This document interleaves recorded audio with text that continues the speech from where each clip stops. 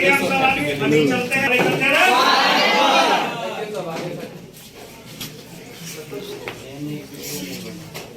देखिए यहाँ से शुरुआत होता है कारक, ठीक है, जिसे अंग्रेजी में कहा जाता है केस। क्या कहा जाता है? केस।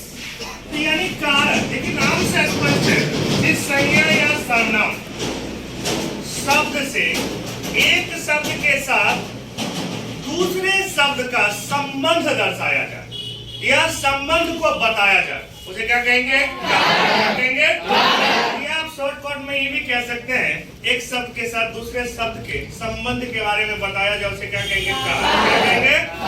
कारक। यानी देखिए कारक जब भी हम लोग पढ़ते हैं तो कारक जो है यानी एक शब्द के साथ दूसरे शब्द का क्या जोड़ता है? संबंध को जोड़ता है। क्या जोड़ता है? उसे हम लोग कारक कहते हैं। कारक के कुल 8 भेद है। कितने भेद है? जैसे मैंने यहाँ लिखा कर्ता ने, क्या लिखा है? ने, कर्म, करण, संप्रदान, आपादान, संबंध, अधिकरण, संबोधन। यानी कर्ता ने कर्म को करण से, संप्रदान के लिए, आपादान से अलग, ठीक है, संबंध का के की या रा रे री, ठीक है, अधिकरण में पर और संबोधन थे अरे। तो सबसे पहले हम देखेंगे जब भी हम कारक को देखें कर्ता ने, यानी सीधे शब्द में कहेंगे कर्ता, नाम से पर कर्ता, कर्ता यानी क्या? काम को करने वाला या क्रिया को करने वाला। जब ये क्रिया को जो करेगा वही तुम्हें कर्ता कहलाएगा। क्या कहलाएगा? कर्ता कहलाएगा। यानी यहाँ पे जैसे हम अभी लिखेंगे कर्ता, यानी जिससे क्रिया करने का बोध हो। क्या करने का बोध हो? या क्रिया करने वाले का बोध हो, उसे क्या कहेंगे? कर्ता। क्या कहेंगे? कर्ता। जैसे अभी आप मान लीजिए राम ने पत्र लिखा, ठीक है, राम ने क्या लिखा रे? श्याम ने खाना खाया, ठीक है। अब देखिए इन दोनों शब्दों में आपको स्पष्ट दे रहा है किसने लिखा पत्र? तो राम ने लिखा, यानी राम ने काम किया, क्रिया कौन किया? राम ने किया। तो राम यहाँ क्या हो जाएंगे? कर्ता हो जाएंगे। क्या हो जाएंगे? कर्ता। यानी इसे हम लोग कहेंगे कर्ता। क्या कहेंगे? यानी काम या क्रिया को करने वाले को क्या कहेंगे? कर्ता, ठीक है। जैसे राम ने पत्र लिखा, श्याम ने खाना खाया, राम यानी राम ने पत्र लिखा, श्याम ने खाना खाया। जैसे कहेंगे हम, मतलब राम ने मारा, राम ने मारा, किसी को तो मारेगा, लेकिन काम तो किया। उसी प्रकार ये हो गया आपका कौन सा कारक? कर्ता कारक। कौन सा? सीधे शब्दों में कहेंगे क्रिया को करने वाले को कर्ता कारक कहते हैं, ठीक है, कर्ता कारक। अब जो है कर्ता जिसके लिए काम करे, क्या करे? काम करे, उसे कहेंगे कर्म। क्या कहेंगे? कर्म। क्या कहेंगे? कर्म। अब देखिए यहीं पे हम उदाहरण को क्या करते हैं? अलग लिखते हैं, तो हमें पता चलेगा। यानी यहाँ मान लीजिए एग्जांपल देख लीजिए किसका? करण कारक का।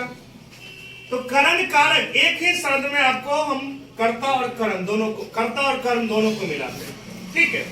यानी राम ने सीता को पत्र लिखा। राम ने किसको पत्र लिखा? सीता को लिखा। जब ये राम क्या है? यहाँ कर्ता, क्योंकि ये पत्र लिखने का काम कर रहा है। क्या लिखने का काम कर रहा है? पत्र लिखने का काम कर रहा है। लेकिन ये पत्र लिख किसके लिए है? तो सीता के लिए। यानी राम ने सीता को पत्र लिखा, राम ने सीता को पत्र लिखा। तो राम कर्ता हो गया, सीता कर्म हो गया। क्या हो गया? राम ने सीता को, राम ने सीता को। विभक्ति चिन्ह भी आ गया कि नहीं आ गया?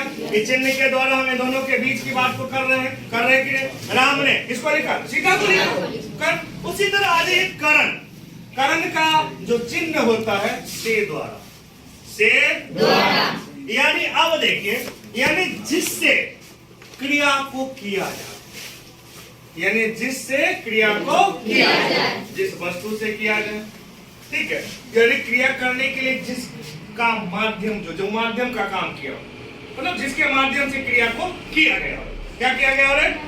यानी क्रिया को जिसके माध्यम से किया गया हो तो वह करण कहलाएगा। क्या? जैसे कि मान लीजिए राम ने रावण, यानी राम ने रावण को छोड़ दीजिए, रावण को बार बार राम मारवे करता है, ठीक है। अब यहाँ देखिए राम ने चाकू, कौन सी से? चाकू से सेब काटा। क्या काटा? चाकू से सेब काटा। तो राम ने किसके द्वारा सेब काटा? तो चाकू के द्वारा काटा। राम ने सेब को चाकू के द्वारा काटा। तो चाकू यहाँ क्या हो गया? माध्यम का काम हुआ कि नहीं हुआ? उनके द्वारा क्रिया को अंजाम दिया जा रहा है कि नहीं दिया जा रहा है? जब उनके द्वारा क्रिया को अंजाम दिया जा रहा है तो स्पष्ट न कहेंगे भाई ये करण है। चाकू यहाँ कौन सी काम कर रहा है? करण का काम कर रहा है।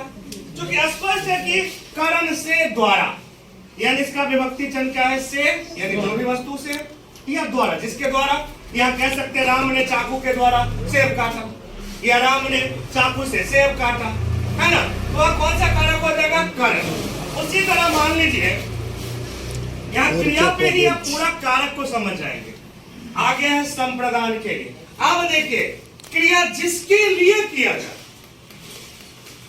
आखिर किसी के लिए तो हम लोग काम करते हैं, अपने लिए भी करते हैं तो कभी कभी किसी और के लिए भी करते हैं। तो जैसे मान लीजिए यानी संप्रदान के लिए, तो राम ने, यहां देखिए यहां रावण को हम मारेंगे भी, क्योंकि राम ने सीता के लिए, किसके लिए? सीता के लिए। यानी राम ने सीता के लिए रावण को मारा। यानी अगर इसका देखा जाए, और अगर सीता को रावण नहीं हरती, सीता को रावण अपने घर नहीं ले जाता, लंका नहीं ले जाता, तो निश्चित तौर से रावण नहीं मारा जाता, है कि नहीं? यानी यह आपादान के संप्रदान के लिए, तो संप्रदान के लिए यानी राम ने सीता के लिए रावण को मारा। किसके लिए मारा? सीता के लिए। आप कहेंगे राम ने सीता के लिए रावण को मार दिया। लखन ने रामे का भाई लखन ने यानी अपने इज्जत बचाने के लिए, अपने इज्जत बचाने के लिए क्या किया? लक्ष्मण रेखा खींचा, बचाने के लिए। कोई तो बचा रहा है, उसके लिए काम, अपनी प्रतिष्ठा के लिए काम कर रहा है, दोनों ने लक्ष्मण रेखा खींच दी, है कि नहीं? तो यानी करता कौन है? लक्ष्मण, लेकिन कर रहा किसके लिए? अपने प्रतिष्ठा के लिए। तो यानी यहाँ पे के लिए है ना, तो राम ने सीता के लिए रावण को मार सकता है। अगर सीता नहीं रहती तो रावण नहीं मारा जाता, स्पष्ट है रामायण में भी। अगर सीता मान लीजिए सीता को नहीं हरती, रावण गलती नहीं करता, तो उसका परिणाम मरना नहीं पड़ता। अब आ जाइए पांचवा जो है आपादान, यानी जिससे क्रिया का अलग होने का, किसका रे?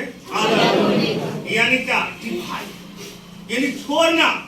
जैसे कह सकते हैं जब कोई बेटी यानी मायके को छोड़कर ससुराल जाता है ना, मायके को छोड़ के जो ससुराल जाएगी तो निश्चित तौर से अपने माँ से अलग हो रहा है। किससे अलग हो रहा है? माँ से अलग हो रहा है, पिता से अलग हो रहा है, भाई से अलग हो रहा है, तब से के लिए तो अलग हो रहा है। क्योंकि आप मान लीजिए जब ये बेटी का विवाह हो जाता है तो अब मायके से ज्यादा कहाँ रहती है? ससुराल में। यहाँ तो अलग हो गए।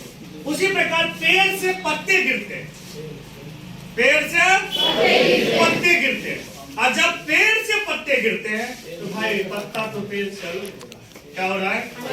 अलग हो रहा है कि नहीं अलग हो रहा है? ये अलग होना ही क्या कहलाएगा? आपादान कारक। क्या कहलाएगा? कारक। कौन सा? यानी सीधे तौर से कहिएगा जब बिछड़ने का, अलग होने का, बिछड़ने का या अलग होने का, वो तो उसे क्या कहेंगे? ठीक है, शॉर्टकट में समझने का आसान तरीका है ना। यानी बिछड़ने या अलग होने का बोध हो, उसे क्या कहेंगे? आपादान। क्या कहेंगे? जैसे मैंने कहा पेड़ से पत्ते गिरते हैं, तो पत्ता कहाँ रहता है? पेड़ में न रहता है, लेकिन जब वो पेड़ से टूट कर गिरता है तो उसे हम क्या कह सकते हैं? पेड़ में लगा हुआ पत्ता तो नहीं कह सकते, उसका नाम पत्ता।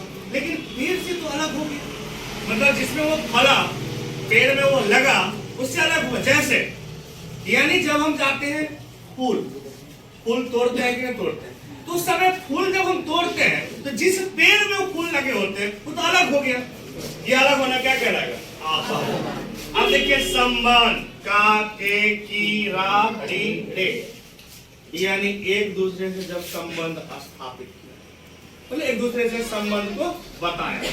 जैसे कहेंगे यह मेरी पुस्तक है, किसकी है? यह मेरी पुस्तक है। जब मेरी है तो तुम थोड़ी ले सकता है, वहां पे मैंने अपना हक जमा दिया, अधिकार जमा दिया, अर्थात उस पुस्तक का संबंध किससे है? मुझसे है ना। यह मेरी पुस्तक है, यह मेरा गाय है, यह मेरा घर है, यह मेरा टेबल है, यह मेरा कुर्सी है, ये सब क्या है? यानी दिस इज माइंड। यहाँ माइंड की चर्चा हो रही है। किसकी चर्चा हो रही है? माइंड। तो यानी माइंड यानी हम कह सकते हैं संबंध का, जब यानी इसमें संबंध यानी निकटता को दर्शाया जाए। क्या दर्शाया जाए? संबंध यानी निकटता। जब ये दर्शाएंगे हम तो स्पष्ट आप एक चीज याद रखिएगा, उसे हम संबंध कारक कहेंगे। कौन सा कारक कहेंगे? संबंध। आप आ जाइए अधिकरण। देखिए यानी जिससे हम कह सकते हैं किसी के आधार का हो, इसका आधार। आप जैसे कि टीवी मेज पर है, टीवी कहाँ है? मेज पर है। अब देखिए टीवी जो है वो किस पे है? मेज पर।